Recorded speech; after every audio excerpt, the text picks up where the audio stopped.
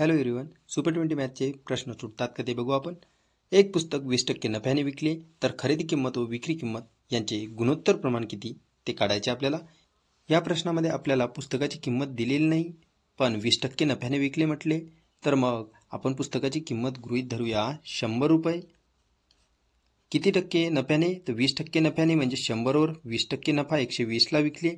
100चे पुस्तक 120ला विकले. आता गुणोत्तर काढायचं. 0 0 काटा 10 12 राहिले तर बे पंच 10 बेसक 12 म्हणजेच 5:6 हे त्याचं गुणोत्तर.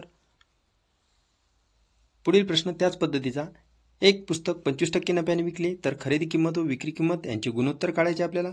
तर इथे 25% नफ्याने म्हटलं तर पुस्तकाची किंमत इथे दिलेली नाही आपल्याला, म्हणून आपण 100 रुपये ही पुस्तकाची किंमत गृहीत धरली.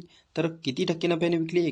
25% नफ्याने विकले म्हणजे 100वर 25% नफ्याने म्हणजे 125ला विकले तर खरेदी किंमत 100 झाली, विक्री किंमत आपली इथं 125 झाली. यांचे गुणोत्तर काढायचे आता. तर आता आपल्याला 100ला भाग द्यायचं.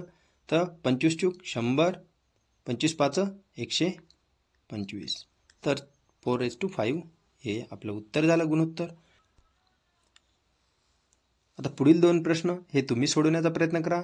यामध्ये इथे 25 ऐवजी तुम्ही 40% गृहीत धरा. सेम प्रश्न तशाच पद्धतीचा होईल.